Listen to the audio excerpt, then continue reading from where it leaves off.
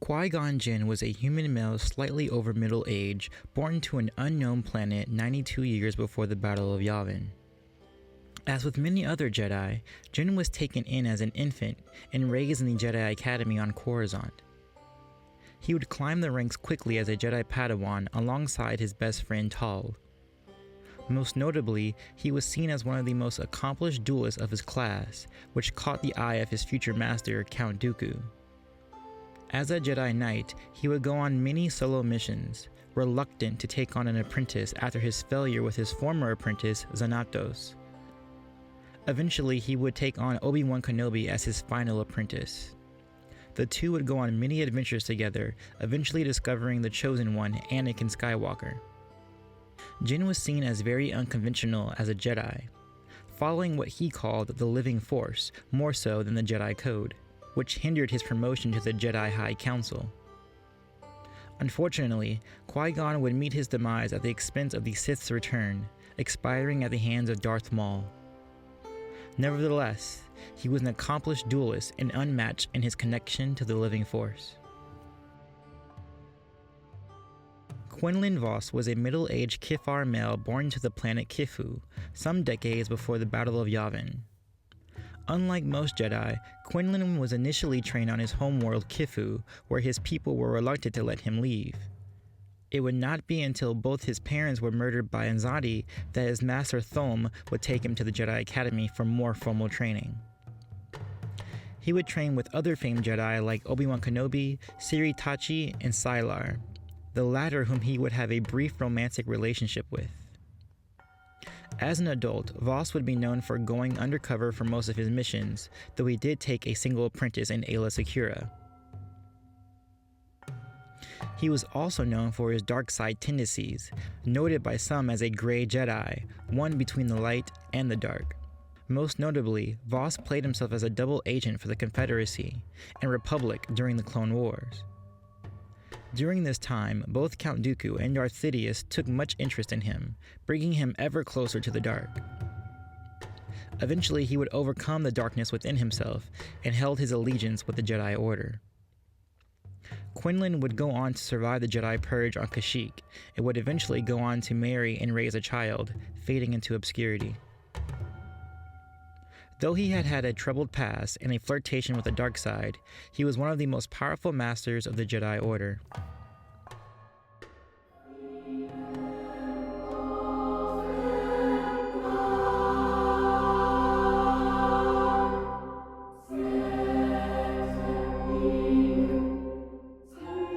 As with all my videos, I will be comparing these two at their primes.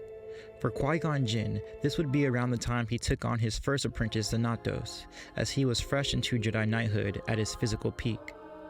For Quinlan Vos, his prime would be during the Clone Wars after his final defeat of his inner demons, and subsequently, the dark side. Qui-Gon Jinn, as was common with other human males, was highly adaptable and resilient at just under 2 meters tall. In his prime, he was speedy and agile, as would be stated by those who knew him later as an old man. He relied more on his speed and agility than he would his strength later on in his life, though as a young knight he would have sufficient strength as well. Jinn would state himself that he was not particularly talented or agile, but more experienced than most of his foes. As an older Jedi, he would still keep up with a much younger Darth Maul for several minutes, so in his youth we could infer that he would have kept up a fight even longer. All around, he was in pretty solid shape. Quinlan Vos was very strong at under 2 meters tall. His strength and resiliency was accustomed to his native Kifar race. He has been on the bad end of many torturous occasions, both physical and mental, during his time as a double agent, but he was able to withstand and keep going. Most notably, he endured a tank explosion at the start of the Great Jedi Purge. One could not simply beat Vos down into submission. They'd have to stab him through the heart or decapitate him to be sure he was down for the count. He was quick and agile and was often privy to using hand-to-hand combat with his lightsaber to great effect. Both Qui-Gon Jinn and Quinlan attained great levels of strength and resiliency. Though Jinn was very resilient to pain and punishment, Vos could withstand more, as evidenced by his survival of a tank explosion. However, though Vos was built like a tank himself, Qui-Gon showcased evidence of long-term endurance, as showcased with his duel with Darth Maul. Therefore, I can give the edge to either combatant, as Qui-Gon would likely outlast Vos in a duel, and Vos could possibly power through Qui-Gon's defenses. Plus, they were almost matched equally in regards to their strength, and there really isn't any clear evidence of Quinlan lacking endurance. Therefore, I deem both Qui-Gon Jinn and Quinlan Vos as equals in terms of physical abilities.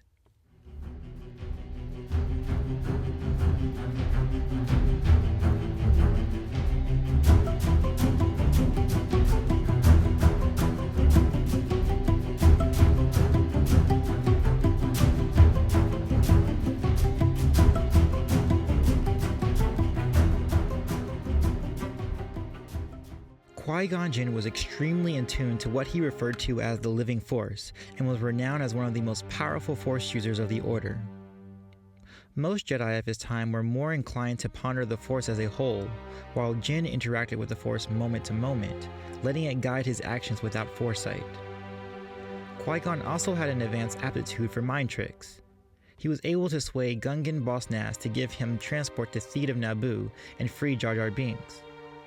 He was even able to sway a Hutt, which was substantial because Hutts had a particular resistance to Force manipulation. However, Jinn's mind tricks were not infallible, as he was unable to trick Watto, the Tridarian, who stated only money worked on him, not Jedi mind tricks. Qui-Gon was proficient in his use of telekinetic abilities, which would make sense as his master Count Dooku was extremely advanced in this ability as well. He was even able to chain his Force pushes into his lightsaber combat with relative ease against non-Force users, but against Force users, he had to take time to rev up his power. His application of his Force abilities were entirely intuitive, as called upon by the Force, which ultimately hampered his overall use of combative Force powers. Jinn was also very efficient in augmenting his physical abilities through the Force, as was necessary for his trademark lightsaber form, Ataru. His most notable use of the Force, however, was his ability to transcend the physical world, yet still maintain his identity in the physical world as a Force spirit. He would later teach this technique to Grand Master Yoda and Master Obi-Wan Kenobi, who would go on to enhance the ability as Force Ghost.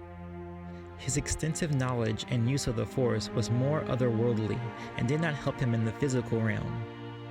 Thus, his combative Force powers were lacking, especially that of his defense. This is perhaps because he did not use the Force, he let it use him instead. But for a Jedi, powers that connected them to the Force were sought out after more than the Sith, who sought out to control it, making Qui-Gon Jinn arguably the most purest Jedi of the Order at the time. Quinlan Vos was trained primarily as a Jedi Guardian, meaning he preferred lightsaber combat over his Force abilities. However, he was still proficient in the use of the Force, especially in combat. He was powerful with telekinetic powers, blasting through his opponent's Force shield and hurling large objects. He would also make good use of Force augmentation to enhance his already astounding speed and strength. What's more, Vos was extremely advanced in his use of Force Cloak, able to hide himself from even other Jedi Masters. This would help him especially during his undercover missions during the Clone Wars as a double agent. He also had special abilities with reading inanimate objects, which enabled him to be a better investigator, reading who used the item last. He would not use this in a duel, so I will not go into this ability in depth. He also held knowledge with dark side abilities, taught to him during his time under Count Dooku. Dooku would teach him Force Choke, Beast Control, and Force Lightning. Vos would go on to implement Beast Control when he tamed a giant serpent on Kashyyyk to attack clone troopers trying to kill him. However, he was a complete novice in Force Lightning, never practicing it enough to attain any mastery or even proficiency in it. His Force abilities were extremely geared to offense, in spite of his defense. His defensive Force powers, especially his Force Wall, was weak against experienced Force users. Quinlan had a variety of Force powers at his disposal, and was an offensive juggernaut with them, chaining them into his lightsaber sequences easily. Though his defense was lacking, he made up for it with his powerful Force pushes. Though Qui-Gon Jinn was more in tune with the living Force than Vos, he simply did not have any combative skills to match him. Qui-Gon Jinn's powers were effective for life as a whole, as he was able to maintain his identity in the Force, but this would be a fight of the physical world. Vos's approach to the Force was more grounded. He controlled it to his will, rather than let it guide him blindly. His use of dark side abilities would also give him the ability to attain even more control around his Force abilities, especially with that of beast manipulation. And though he was only a novice of Force lightning, his combative use of his telekinetic abilities could power through Qui-Gon Jinn's weak Force wall. Though, Vos's Force wall could be penetrated as well.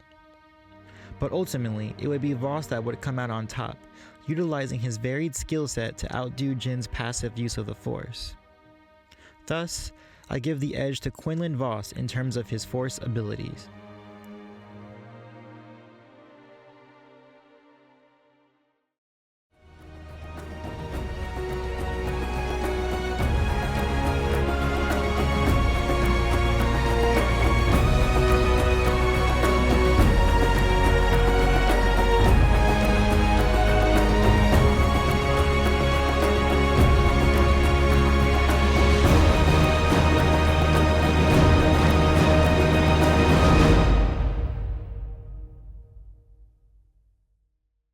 Qui-Gon Jinn was one of the most outstanding swordsmen of the Jedi Order, trained as a Jedi Guardian.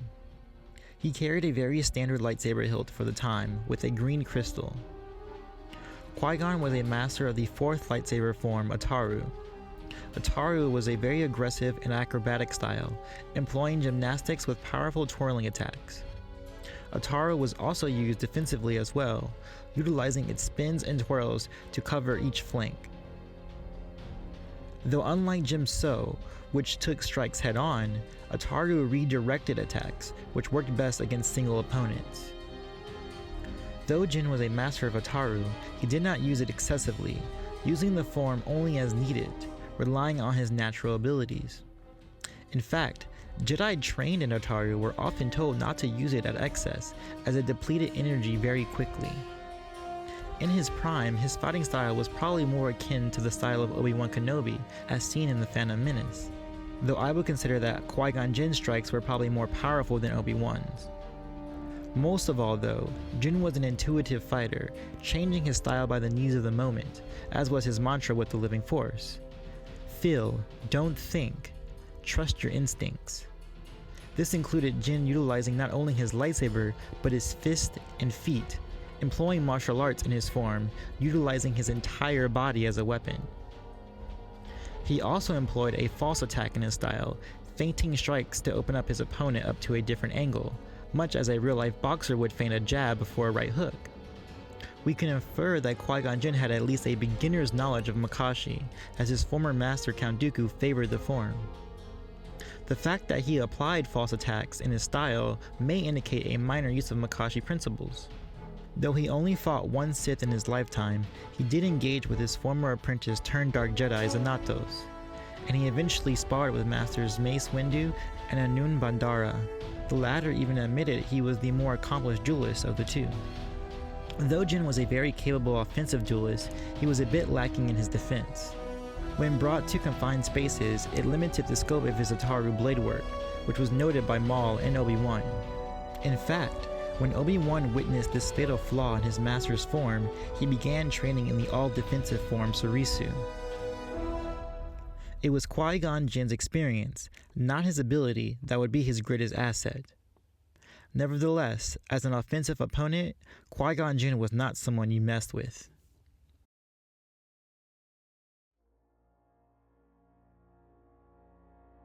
Quinlan Vos was trained as a Jedi Guardian and wielded a very standard hilt with a green crystal. He was regarded as one of the finest duelists of the Order, as he was battle-hardened through his Clone Wars missions. Foremost, he was a master of the Ataru form, using its broad blade work to his advantage against single opponents. Though, Count Dooku would go on to say that his blade work was sloppy, eventually training him in a few elements of Makashi, a form designed solely for lightsaber combat, implementing fencing thrust and stabs. But it would seem Vos never mastered the form. Vos would also integrate his martial arts skill into his Ataru form, often chaining kicks and punches into his moveset. He also exhibited an unorthodox form of Xian, as exhibited in his inverted grip. Xian was used mostly for blaster deflection, but was geared more towards counterattack, sending the blaster bolts back to its shooter. This would come in handy as he often fought blaster-wielding criminals during his undercover missions. He would also dabble in the final lightsaber form Vapad, using it to channel the natural darkness within him to power his fast and ferocious attacks. Vapad was also used to channel not only one's inner darkness, but the inner darkness of an opponent, creating a conduit of rage and power. When used properly, the form was blinding fast and unpredictable. Though Sora Bulk would say Vos was not a master of Vapad, and Mace Windu advised Quinlan not to use the form, I would argue that Quinlan was the closest to mastery of the form, second only to Mace Windu. In their final fight, Sora and Vos would use Vapad against each other, and Vos came out on top, defeating his inner demons and finding the balance of light and dark in the form of Vapad. While I do not believe Quinlan had a mastery of Vapad on par with Mace Windu, I do think he attained a skill with it greater than Sora Bulk's and Depa Balaba's. The point of Vapad was to balance the dark into light, which neither Sora nor Depa could do. If ranked from mastery to novice, of the 4 practitioners of Vapad, I would say Mace Windu was at the top, followed by Quinlan Vos, then Sora Bulk, and finally Depa Billaba. He would also showcase a minor use of Jar-Kai with a Sheen variant, a stem of the Nemon form, though I do not think he was a master of it. In terms of lightsaber combat, Quinlan was not often outmatched. Only Jedi and Sith of the top tier could outclass him. Count Dooku, for instance, made easy work of him, and he was nearly defeated by Sora Bulk. He was probably on par with Jedi just under the High Council level, though I would argue by the Clone Wars end, especially with his newfound confidence with Vapad, he might have been a challenge for some of the Council members. A lightsaber battle between these two would be a showcase of offensive prowess. They were both masters of Ataru, so that aspect would cancel out. They both could augment their acrobatic abilities with ease, and wouldn't be able to outmaneuver one or the other easily. They also both had a knowledge of Makashi, as they would both be taught by Count Dooku. Though I would probably give the slight edge to Qui-Gon Jinn in his use of Makashi, as he had more time with Dooku to fully understand the form, even if he did not implement it most of the time. The clear difference between the two would be Quinlan's use of Vapad and his unorthodox use of Xian. I believe these two things would give him the edge over Qui-Gon Jinn. By the Clone Wars end, I believe Vos had an understanding of Vapad better than even Sora Bulk. Though he was not a master of the form like Mace Windu, he could still utilize it against Qui-Gon Jinn. However, the use of Vapad against Qui-Gon would be pretty mute, as Qui-Gon did not have any astounding darkness to channel from. Quinn would rely more on his unorthodox use of Xian, countering Jinn's strong attacks with his own. Vos simply had more lightsaber abilities to choose from. That, coupled with the fact that he was more battle-hardened than Qui-Gon Jinn, gives him the decided edge. Thus, I give Quinlan Vos the ultimate edge as a lightsaber duelist.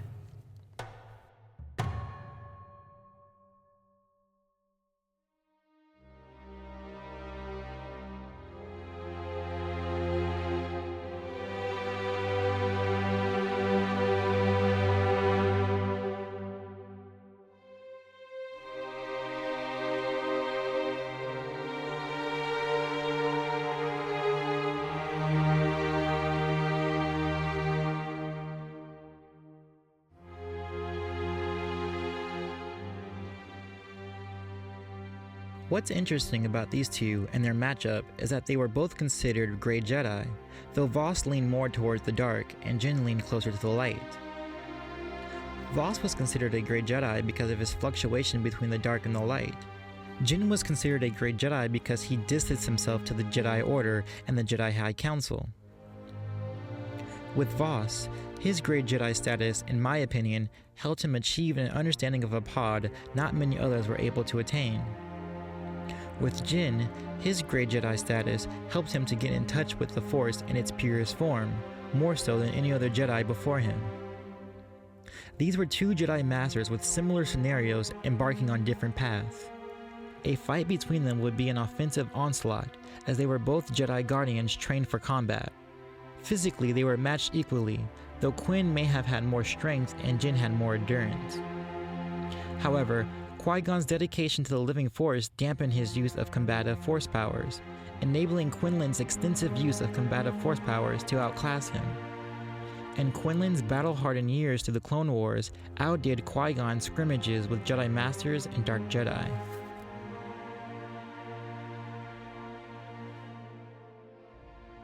I believe the fight between these two would start out with their comfort zones.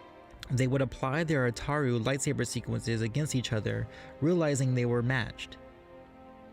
They would become winded, but Qui-Gon would remain more fresh than Vos. Seeing an opening, Qui-Gon would force push Vos away, sending him toppling over. Quinlan would become enraged, pulling on his inner darkness, and he would begin using Vapad. His unpredictable and lightning-fast strikes would catch Qui-Gon off guard, but Qui-Gon's endurance would outlast him until Vos realized he could only channel his inner rage and not Qui-Gon Jinn's. He would then fall back to his ability with his inverted Xi'an, and Qui-Gon would attempt his skill in Makashi. It would be at this point that Quinlan would gain the advantage, as he would be familiar with Makashi and Jid would not be familiar with Vos' style of Xi'an. Qui-Gon may be able to get in a punch or two, not completely off balance as he would be taking the unfamiliar form moment to moment, and he may draw blood from Quinlan, but Vos would eventually come out on top, landing a killing blow.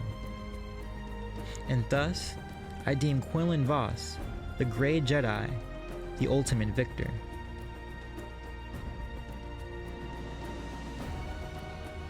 Of course, this is all my opinion.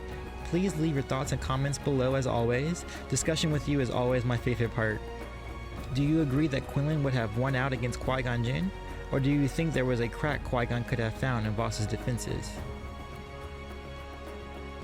Peace, love, and may the Force be with you.